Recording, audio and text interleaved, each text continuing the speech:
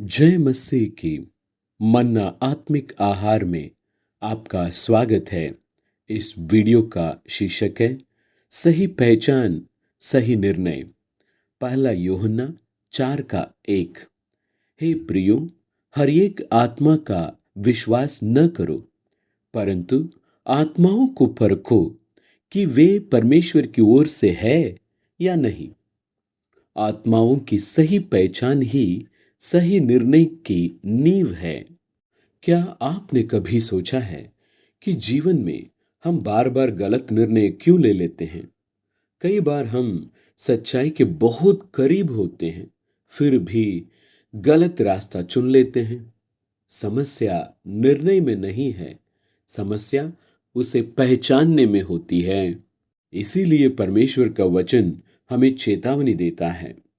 हे प्रियो, हर एक आत्मा का विश्वास न करो, परंतु आत्माओं को परखो कि वे परमेश्वर की ओर से हैं या नहीं। इसका मतलब है, इस संसार में हर आवाज परमेश्वर की नहीं होती, हर शिक्षा सच्ची नहीं होती, हर चमत्कार परमेश्वर की ओर से नहीं होता। इसलिए वचन कहता है, विश्वास करने से पहले परखो, क्योंकि आत्माओं की सही पहचान ही सही निर्णय की नींव है। अगर पहचान गलत हो गई तो निर्णय भी गलत होगा। अगर निर्णय गलत हुआ तो जीवन की दिशा गलत हो जाएगी।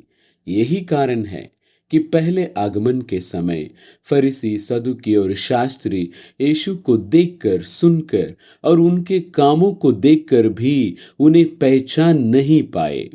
सही पहचान नहीं करने की वजह से वे परमेश्वर के विरुद्ध निर्णय लिए। मत्ती 7:16 में यीशु कहते हैं, तुम उन्हें उनके फलों से पहचान लोगे।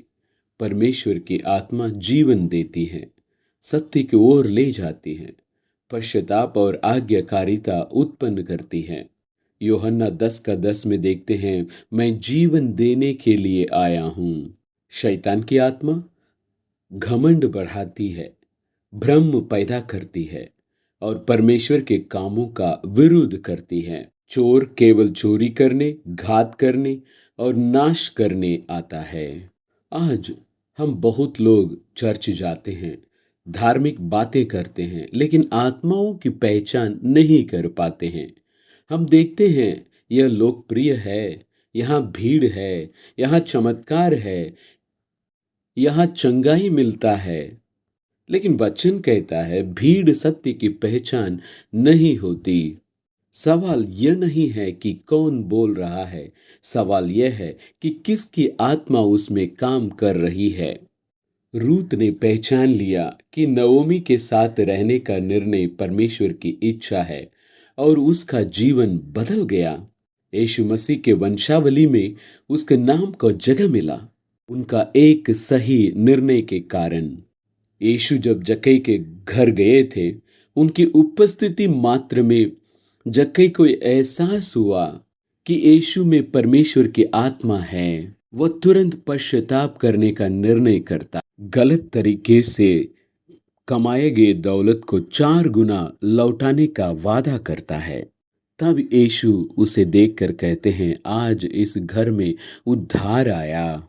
सबसे मजेदार बात भले डाकू की है, जो मरते वक्त स्वर्ग पाया। उसने देखा कि मसीह में परमेश्वर की आत्मा है। भले ही उसका जीवन भर पाप है, लेकिन जब परमेश्वर की आत्मा का सही पहचान वो करता है, तो वो सही निर्णय लेता है और उसका एक छोटा सा निर्णय जो है, उसको स्वर्ग दिलाती है। जब स्वर्गदूत गब्रिएल ने संदेश दिया, तब मरियम जानती थी कि उसे समाज द्वारा पत्रवाह तक का खतरा हो सकता है। फिर भी उसने परमेश्वर को चुना, परमेश्वर का रास्ता को अपनाया, क्योंकि उसने सही आत्मा को पहचान लिया। इसीलिए वो कहती है, देख, मैं प्रभु की दासी हूं, तेरे वचन के अनुसार मुझसे वैसा ही हो। मरियम ने परमेश्वर की इच्छा को पहचाना और जोखिम भय और अनिश्चितता के बावजूद आज्ञाकारिता का निर्णय लिया। उसी निर्णय के कारण उसे उद्धारकर्ता को संसार में लाने का सौभाग्य प्राप्त हुआ।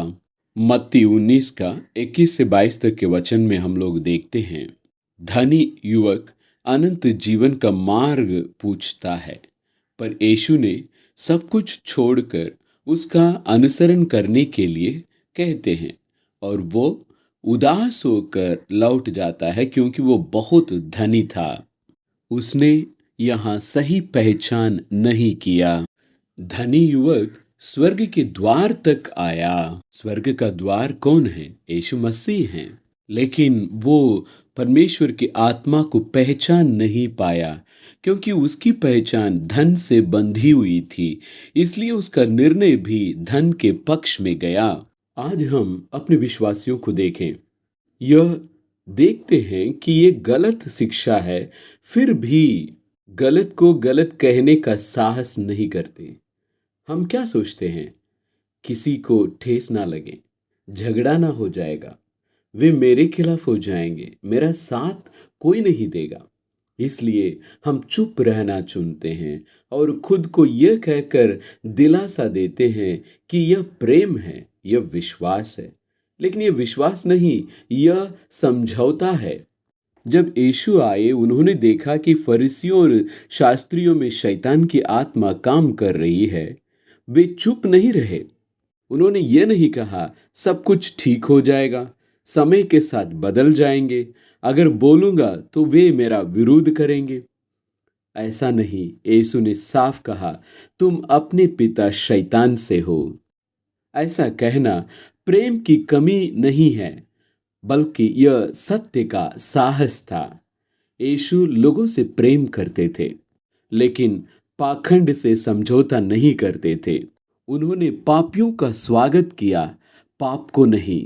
अंजीर के पेड़ में फल ना पाकर यीशु उसे श्राप देते हैं। मंदिर में पैसे बदलने वालों को कोड़ों से मारते हैं और मंदिर से बाहर निकालते हैं। यीशु ने कहा, तुमने मेरे पिता के घर को डाकुओं का मांद बना दिया है। जब मैं गलत शिक्षा सुनता हूँ, गलत आत्मा को पहचानता हूँ, फिर भी चुप रहता हूँ, तो मैं अपराध तो नहीं कर रहा, लेकिन अपराध में सहभागी बन रहा हूँ। मेरी चुप्पी कहती है, मैं सहमत हूँ, मुझे कोई फर्क नहीं पड़ता, जो हो रहा है होने दो। यह तटस्थता नहीं है, यह मौन सहमति है। आज बहुत सारे मसीही लोग झूठी शिक्षाओं को पहचानते हैं, फिर भी बोलते नहीं हैं। क्यों? क्योंकि वे समर्थन खोने से डरते हैं, सम्मान खोने से डरते हैं, अकेले पड़ जाने से डरते हैं। लेकिन यीशु ने कभी नहीं कहा लोकप्रिय बनो, उन्होंने कहा अपना क्रूस उठाकर मेरा अनुसरण करो। प्रकाशित वाक्य 18 का 4 में कहते हैं, हे मेरे लोगों, उसमें से निकल आओ कि तुम उसके पापों में सहभागी न बनो। मसीह का अनुसरण करने का अर्थ गलत को स्वीकार करना नहीं है। विश्वास का अर्थ आंख बंद कर लेना नहीं है। सच्चा प्रेम सत्य बोलता है, सच्चा विश्वास अंधकार को उजागर करता है। निर्णय हमारे हाथ में है, चुप रहकर सहभागी बनना या सत्य बोलकर अकेले खड़ा रहना। यीशु ने चुप्पी नहीं चुनी, उन्होंने प्रकाश चुना। सही पहचान और सही निर्णय।